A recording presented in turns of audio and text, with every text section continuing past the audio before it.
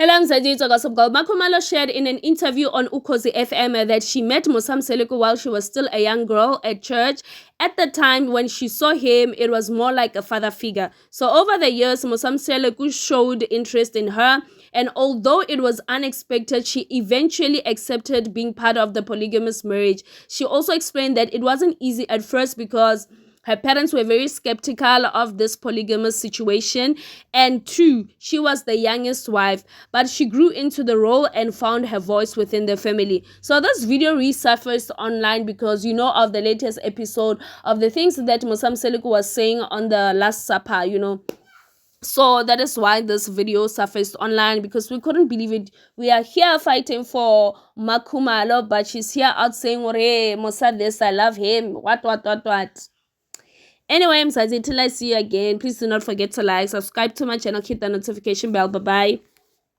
For so many years, elokhane ngibona engidlalisa angaze ngicabanga ukuthi lo myeni wami kusasa ngangizibonela ubhuti wasendaweni othi mengabe eqhamukele inganeni akhuluma noma yena wena ozoba umakoti wami. So I was used to amazwa njalo ukuthi kuhleza abantu bebeqhamuka hayi makoti sawubona makoti into yokudlala ngomntwana ayikho into eyayihlangene nokuthi ngicabanga ukuthi lo muntu ngempela uzoba umyeni wami kusasa. Kodwa ke yonke into iqale lapho, ayikho enye into ayenzile ukudlulela. Wangibona lapho emva kwalapho kwaphela eminye iminyaka futhi eminingi ehleze ekhuluma nami, phinde wangibona futhi wathi le yanto engangishilo ngisayisho kwawukuthi uyisho sengimdala ingqondo seyithanda ukuhluzeka kancane, sengingasayizwa njengokuthi uzidlalela nje nezingane ayibonayo. Kangakanani uqala nini ke manje ukukhithazeka phela uzwe nawe asikhuluma ukuthi uthi hayibo kwangathi lento ayikhulumayo lo muntu iyangena kumina. No, ngangineminyaka 18 mamsanele. I was 18 years. I don't think ngangikhulile enough, but I think isineka wayenaso wayekwazi ukuthi angi-understand ukuthi ngiwumntwana, kodwa ngaphezulu kokuba umntwana khona into ayibonayo kumina engingayiboni mina ngoba mina ngangingaboni lutho. Ngangiziphilela. Yes, ngishade ngemncane. Yeah. Abazali bathi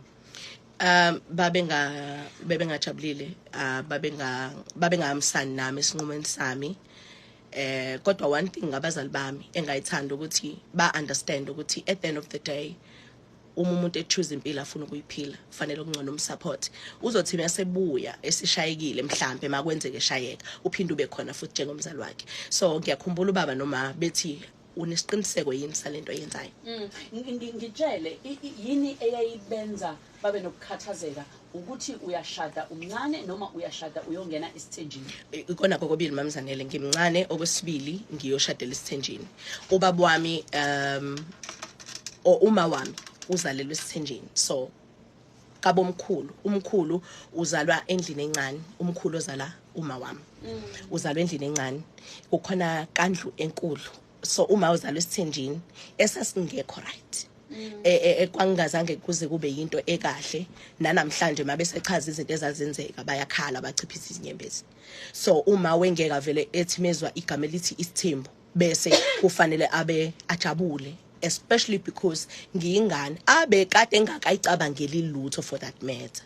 So uyabuka nje ukuthi hawu ngafika kulo mzumbe usithatha ingane yami usoyoyifaka esithenjini kwenzakalani, ngoba mina experience yami yesithembu besilamba behleka kamangandle enkulu kwakukuningi. Uma wekade exoxela ngalezi ndaba noma ukuxoxele ngoba ususho ukuthi makhona into enje engiyicabangayo?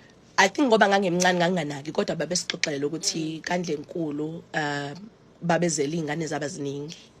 Kwakuthi uanti wakhe umkhulu baba kaMa wazalwa nodade wabo baba babili kuphela, babeya kuthenga impuphu bayithwale, thiwe ngeke akwazi ngisho ukuyithula endleleni 50 kg yempuphu because uma ithulile uzothweswa ubani, ngoba yena uyedwa endlini yakubo abekho baningi laba abanye bahambe beshintshisana nge50 kg and kulanjwe la ekhaya because umkhulu uhlala kama I think kama umkhulu. Okay. La kamamncane kunesimo esingekho right, kudliwa amangola. So mabedla amangola khona lento leqhafazwayo iphuma igaqa ezimnandi ngaphakathi, sakhe sidle nathi kuba kamkhulu yayikhona, kuthiwa babe bahleka bathi ezidla amangola because balambile.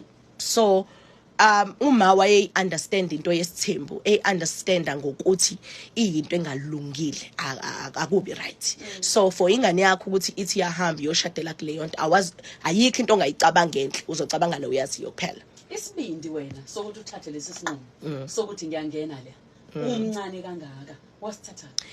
Hey, ngangithemba lo mjida lona. Wagoqela.